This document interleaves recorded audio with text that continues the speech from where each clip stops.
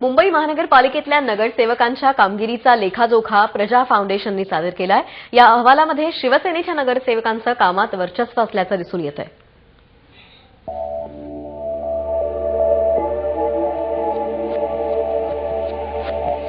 मुंबई महानगरपालिकेच्या नगरसेवकांचं प्रगती पुस्तक प्रजा फाउंडेशनने सादर केलंय। प्रजा फाउंडेशनच्या या प्रगती पुस्तकात शिवसेनेच्या हेमांगी वरळीकर यांनी पहिला तर भाजपच्या मनीषा चौधरी यांनी दुसरा क्रमांक पटकावलाय। प्रजा फाउंडेशनच्या या प्रगती पुस्तकात पहिल्या 10 मध्ये 7 महिलांचा समावेश आहे, तर शिवसेना नगरसेवकांनी या प्रगती पुस्तकात बाजी मारली आहे। पहिला क्रमांक हेमांगी वरळीकरांचा आलेला आहे, त्या नगरसेविका आहेत शिवसेनाच्या। त्यानंतर दुसरा क्रमांक मनीषा चौधरींचा आलेला आहे, त्या बीजेपीच्या नगरसेविका आहेत। तिसरा क्रमांक यशोदा पंतेजींचा आलेला आहे, ते आपले शिवसेनेचे नगरसेवक आहेत। लोकप्रतिनिधींना स्थानिक समस्यांची असलेली जाणीव, महापालिकेच्या सर्वसाधारण सभेमध्ये त्यांनी लावलेली उपस्थिती या सगळ्या गोष्टी प्रजा फाउंडेशनने विचारात घेतल्या आहेत। भ्रष्टाचारासंदर्भात एकही लोकप्रतिनिधी स्वच्छ नसल्याचं या सर्वेक्षणातून समोर आलंय। प्रजा फाउंडेशनने सादर केलेल्या या अहवालामध्ये ज्यांनी क्रमांक पटकावलाय ते लोकप्रिय आहेतच असं नाही, त्यामुळे विकासाच्या राजकारणात आणि निवडणुकीच्या राजकारणात फरक आहे हे पुन्हा एकदा स्पष्ट झालंय। जयेश वाणी, जय महाराष्ट्र, मुंबई। प्रजा फाउंडेशनचा हा एक अहवाल आहे। मुंबईमधले 227 नगरसेवक नगरसेविका यांची कामगिरी कशी होती त्याबद्दलचा त्यांनी अहवाल सादर केला आणि आत्ताच आपण पाहिलं आपल्या रिपोर्टमध्ये की काय काय वेगवेगळे त्यांचे निकष होते आणि त्यानुसार ज्यांना 227 मध्ये दुसरा क्रमांक मिळालेला आहे त्या भारतीय जनता पक्षाच्या मनीषा चौधरी आपल्यासोबत स्टुडिओमध्ये आहेत। मनीषाताई नमस्कार आणि तुमचं अभिनंदन आधी तुमच्या कामगिरीबद्दल, आणि तुम्हाला आता प्रशस्तीपत्रच देण्यात आलेलं एका अर्थी प्रजा फाउंडेशनकडून। तुमचीही तसं पाहायला गेलं तर पहिलीच टर्म नगरसेविका म्हणून, मात्र तुम्हाला राजकारणातला भारतीय जनता पक्षाच्या कार्यकर्त्या आणि पदाधिकारी म्हणून खूप मोठा प्रदीर्घ असा अनुभव आहे। पण पहिल्याच टर्ममध्ये इतकं चांगलं यश तुम्हाला मिळालंय हे खरंच कौतुकास्पद आहे। तुम्हाला काय वाटतं की यासाठी नगरसेवक म्हणून जेव्हा एक जबाबदारी अंगावर पडते तेव्हा सगळ्या जणांच्याच अपेक्षा असतात, त्या अपेक्षांना प्रत्येकच जण 100% पुरा पडतो असं नाही, मात्र काम बरेच जण मनापासून करत असतात। आणखी काय नगरसेवक नगरसेविकांनी मुंबईसाठी म्हणून करण्याची गरज आहे असं आपलं निरीक्षण आहे? मॅडम, प्रथम मी आपल्या सर्वांचे धन्यवाद मानते की मुंबईच्या जनतेच्या प्रश्नाविषयी आम्ही जे काही झटतो ते आपण जनतेसमोर आज मांडत आहात, त्याबद्दल मी जय महाराष्ट्र चॅनलचे धन्यवाद मानते।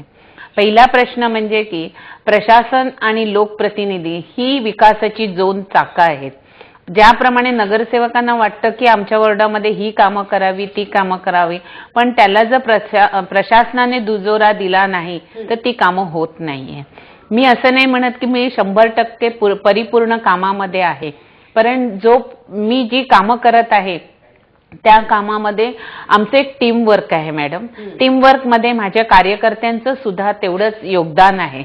त्याचबरोबर माझा वॉर्ड जो आहे, ह्या वॉर्डात मी जी कामं करते ह्या कामामध्ये माझं टीमवर्क मला यशस्वी करत आहे।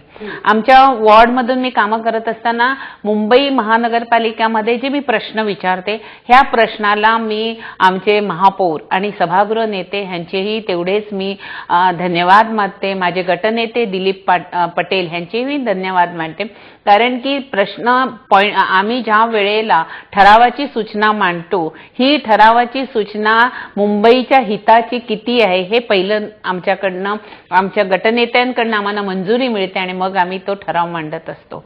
मी जेव्हा पॉइंट ऑफ ऑर्डर घेते त्या पॉइंट ऑफ ऑर्डर मध्ये अनेक नगरसेवक मला सहकार्य करतात, त्याला मला दुजोरा देतात आणि त्यावेळेला तो जो प्रश्न असतो तो सभागृहामध्ये त्याची दाद घेतली जाते। प्रशासन त्याच्या आम्हाला काम करून देण्यासाठी ज्या अडचणी येतात त्या दूर करतात आणि प्रशासन आमचं काम करत असते। फक्त एकदा नागरिकांनी समस्या सांगितली किंवा नगरसेविका म्हणून तुमच्या प्रभागामधली एखादी गोष्ट, एखादी समस्या लक्षात आल्यानंतर ती एकदा रेज केली सभागृहात आणि प्रश्न सुटला असं होत नाही, हे प्रसार माध्यमांच्या प्रतिनिधींनाही चांगलंच ठाऊक आहे आणि जनतेमध्ये देखील लोकांना चांगलंच ठाऊक आहे।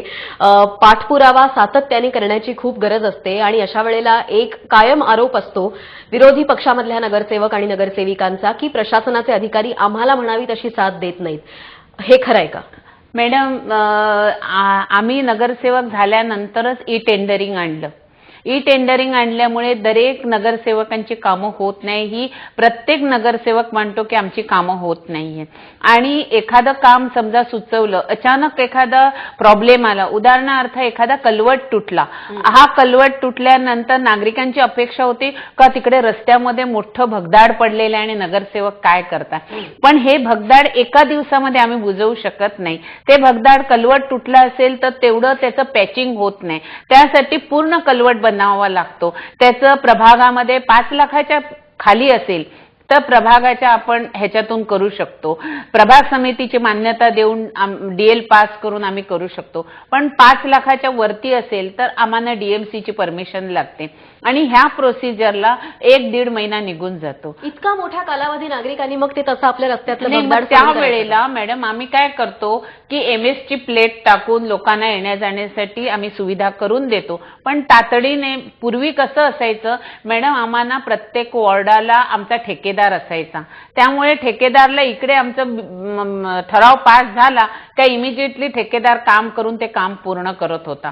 आता ह्या ई टेंडरिंगमुळे आणि वॉर्डाला आम्हाला झोनल कॉन्ट्रॅक्टर नसल्यामुळे अनेक कामं आमची रखडलेली आहेत. उदाहरणार्थ पॉटहोल्स, रस्त्यावरती इतके पॉटहोल्स पडलेले आहेत, ह्या पॉटहोल्सला जर आमच्याकडे वॉर्ड लेवलला जर ठेकेदार असता तर हे आमचं झोनल कॉन्ट्रॅक्टर असता तर हे काम आम्ही लवकर करू शकलो असतो.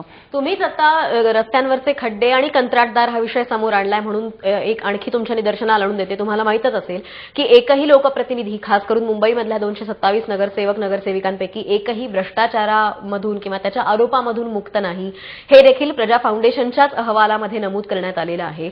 हे साटलोटं लहान मोठ्या सगळ्याच पातळ्यांवरती आहे, हे देखील आता उघड सत्य आहे. हे कमी करण्यासाठी काय मॅडम, हे मी पूर्णतः चुकीचं आहे.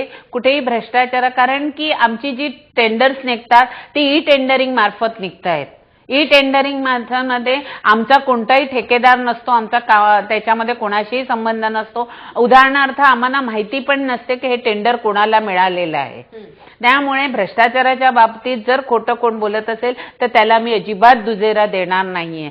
आणि आम्ही असं म्हणतो, उलट आमचा नगरसेवक आम्ही पॉइंट ऑफ ऑर्डर काढतो की 45% बिलो जी टेंडर येतात ती कशी काय काम करणार, हा आम्ही उलट प्रश्न उचललेला आहे. एक थोडक्यात तुमचं लक्षात आला मुद्दा आमचा. एक थोडक्यात प्रश्नाचं उत्तर द्या. महिला नगरसेवक कामात पुढे आहे असं या अहवालात समोर आलेलं आहे.